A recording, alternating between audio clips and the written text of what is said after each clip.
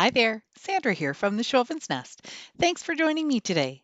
I've got some thrift store flips for you, and this first one is using a lid that was left over from a garden box that I made in my last video, and I'm going to make a sign out of it. It's already painted white. I am going to put some painter's tape on it and give it a little bit of a buffalo check design just on the one end. I'm starting right at the edge and then I'm going to use a small piece of tape as my spacer.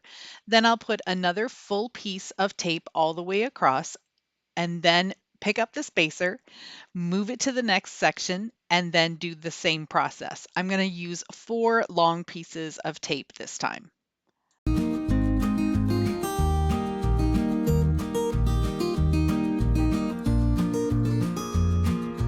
I use some acrylic paint to paint these first 3 stripes black, and now I'll just remove the painter's tape and set it aside to dry. To do the second stripe, now I'm going to start in the center and I'm going to place them vertically instead of horizontally. I'm still going to use the spacer, but the only thing that will get painted is the 2 interior white stripes. I'm going to leave the border of white on the one side and then it will be completely white on the other side.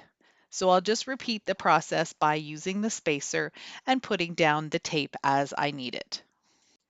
I'm going to use dark gray chalk paint for these stripes, and I'm not going to go past the black. Then I'm going to leave the painter's tape on while this dries because I'm going to need them for the next step. I'm going to put the painter's tape right on top of this tape going over the black lines. So I have to remember where the original black lines were, and there were 3 of them. So I'm going to go ahead and cover those with the painter's tape, and then I'm going to go over those squares with black one more time.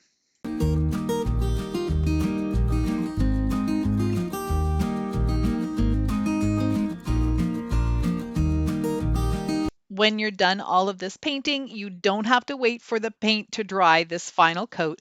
You can go ahead and take off that painter's tape and reveal the fantastic pattern underneath. Isn't it exciting to reveal paint like this? It's so much fun and it just makes you feel so good when it turns out the way you wanted it to. I went to my Cricut and I designed the word welcome, but I wanted to show you here what I do with the extra vinyl. So the L on the word welcome is really tall. So I have these smaller pieces of vinyl that I can just cut away and use them for smaller projects. There's absolutely no need to waste all of that extra vinyl. You know you're going to have a project down the road where you can use those pieces. I'm just going to go quickly through how to weed it. First, you're going to take your little picker tool and pull up that vinyl carefully, making sure that you don't lose any of your letters. I have done that before, so I'm always really careful to go slowly. Then I'm going to use that tool to just pull up the extra vinyl that I don't need. I use transfer tape from the dollar store. It's the clear contact paper and it works really well for everything that I try to do. I'm just going to make sure that it's centered and then I'll use my little burnishing tool from Cricut to push it down and make sure that it's nice and stuck before I pull the transfer tape off. Using some sandpaper, I'm just going to go gently over all of my squares here just to distress them and give them more of an aged look.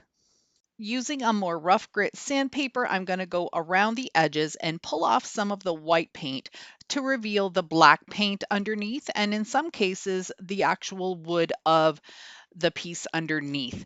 And that just gives it a really nice distressed look. I want to add a little faux basket with some florals to the buffalo plaid portion of the sign.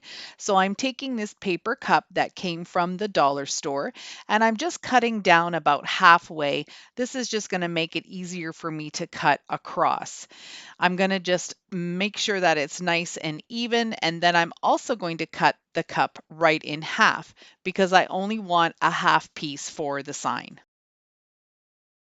Using my hot glue gun and some nautical rope from the Dollar Tree, I'm going to cover up this little half cup, which is going to turn into my little vase or pot or whatever you want to call it. I'm starting at the bottom and I'm just going to roll it around and cover everything. Here's the little finished half cup, and I think it's going to look so cute on the sign. I'm just going to use some hot glue to put it into place.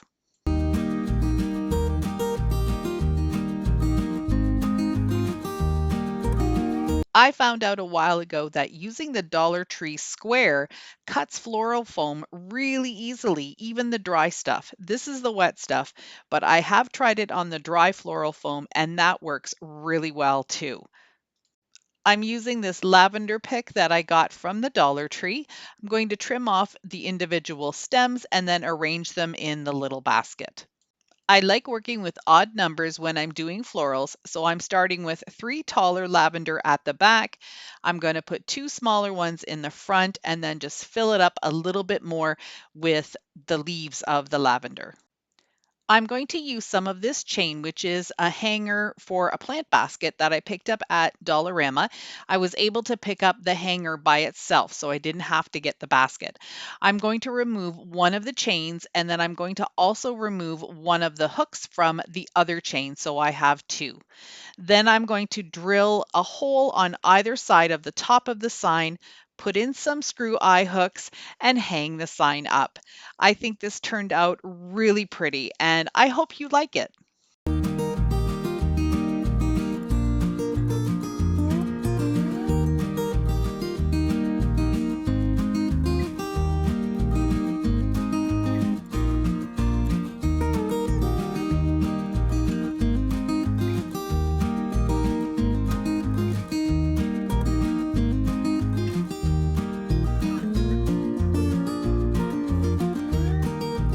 My video today is in collaboration with Trish over at Crafting Cousins. Trish and Kay host their channel together and they do all sorts of amazing DIYs. Right now, they're doing some patriotic for Memorial Day. They also do some look for less tiered tray minis. You've got to go over and check out their channel. Make sure you hit that red subscribe button and support them just like you do for me. I'll have the link to their video and their channel down in my description box, so make sure you go check them out. Project number 2 is building some candlesticks. Now, I usually use 2x4s in pieces for the base of my candlesticks, but I know not all of you have access to a saw or 2x4s. So I wanted to show you how you can recreate a chunky bottom wood look just by using these tumbling tower blocks. I'm going to glue 4 together to make a square, and then I'm going to glue on top of them another 4. For the second layer, I'm doing what's called a brick lay pattern. If you look at some bricks, you can see that they're staggered and the joints are always different. That just makes your project really strong. I'm using some of these spindles from a bed that I took apart, and I've been using these spindles in a lot of projects. I've got a ton of them still in my garage, and I just love making candlesticks and using the spindles as riser feet. I'm using some of my Weld Bond glue and hot glue to glue this one, which is the larger one, onto the 2x4. So this is the 2x4 piece that I have that I cut out, and you can see that it's already really secure. I'm going to use some extra little pieces of wooden dowel to fill in the top portion of this cube. I don't want any of the space to show, and when you put the round candlestick on top of this base, there's a little bit of gap. So I'm just going to fill that in with some little bits and pieces, just using hot glue. I'm going to do the same thing using the Weld Bond glue and hot glue to make sure that this little candlestick stays permanently in place. For the top of this candlestick, I wanted again to make sure that you would have access to some of these projects or some of the items that I use in these projects. So this round square is from the Dollar Tree, and I've seen them around. I don't see them very often at my Dollar Trees. So when I do see them, I grab a whole bunch of them. Now, this one had already been painted a different color, but that's okay. I'm going to be repainting all of this anyway.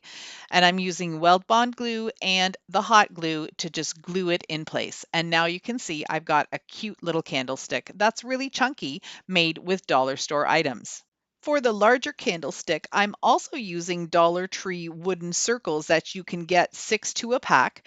I'm gluing all 6 of them together just with some hot glue, and that's going to create a chunky top for my large candlestick. I'm going to use some spackling, and just using my finger, I'm going to fill in the gap between the spindle and the pieces of wood. I wanted this to look a little bit more professional looking. I didn't want to have so many gaps showing in my project, so I think this is going to just make it look a lot better. Don't worry about getting the stuff on the actual spindle. It's really easy to wipe this off just with a damp rag. I'm going to also fill in all of the gaps around the tumbling tower blocks, and I'm just going to put a nice even coat all the way across, and this will make it look like one solid piece. I'll do the same thing with the top of this short candlestick, the round there that has the ridges, and I'm also going to do it with the ones that I glued together. So there's 6 small pieces stacked and glued together, and I'll just fill that in with spackling too. As I said earlier, it's really easy just to take a damp rag and wipe off the excess that's on any of the areas you don't want it to be. I don't mind it being on there because then it just gives it more of a blended look. So I am taking off the chunky pieces, but a little bit is going to stay on there. Using some fine grit sandpaper that I got at the Dollar Tree, I'm just going to sand down the edges and make sure that I don't have any chunkiness. As you can see on the top of this round, there's quite a bit of excess that just needs to get cleaned up. I'm going to give these a couple of coats of white chalk paint. Now, this is my DIY chalk paint, which is using talc and just a flat white latex house paint.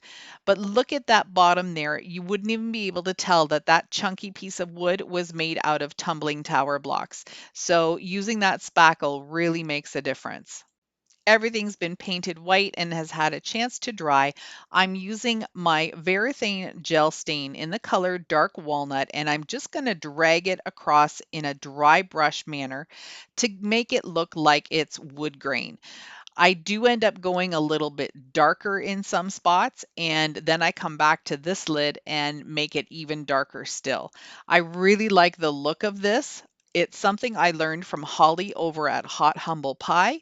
Paint your project white first and then go over it with a nice stain or glaze. Gel is preferable, and you get a really lovely wood grain look.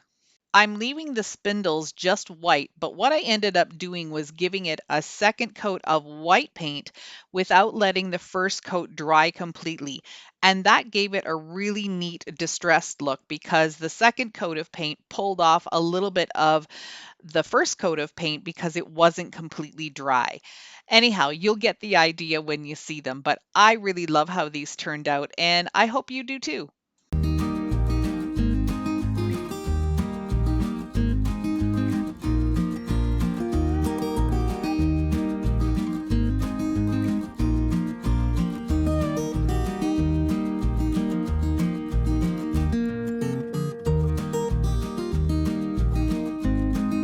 This next project is a paperback book stack. I've done a hardcover book stack before, but I've not done a paperback one, and I really wanted to give it a try. So I found these old paperbacks. They were just sitting around in my basement. I think they were from the kids like many eons ago. So I decided to just take them and pull them apart and give them a new life. I went on to a free image website called pixabay.com. It is listed down in my description box, and you can use any of their images, illustrations. They even have some vector graphics that you can use for cutting machines. So, what I did was find one that I liked. It was an illustration of a sparrow and it was kind of vintage looking. I printed it off just on regular printer paper. And now, what I'm doing is putting some Mod Podge on the spines of the book. And then I'm going to just put the paper right on top. When you're using regular printer paper, it's really easy just to pick it up and reposition it. If I was using tissue paper, I'd need to get it down on the first try. So I'm just going to be rubbing it in with my fingers, making sure that it sticks really well. I'm going to give the top and the bottom a nice crease and then let it dry for a little bit before I continue working on it. There was some extra paper on the top and the bottom, so I took a ruler and my X-Acto knife and I just ran a line all the way down. When I started to tear the paper up, had a jagged edge, and I thought that was perfect to make it look more vintage. I also then took some more Mod Podge and made sure that this flap that's folded over is glued down really well. Once the Mod Podge was completely dry, I took my X-Acto knife and just cut in between the books so the paper would look separated. I found this burlap tape in my stash and I thought it would be the perfect accent for these books. It would blend right in with the coloring of the bird, and because it's self-stick, it's perfect. I can just stick it on and it won't go anywhere. I'm going to take another piece and go in the opposite direction. I added some twine and then glued on some lamb's ear and some Sola wood flowers, and this project is complete. It's so vintage and pretty. I just love it.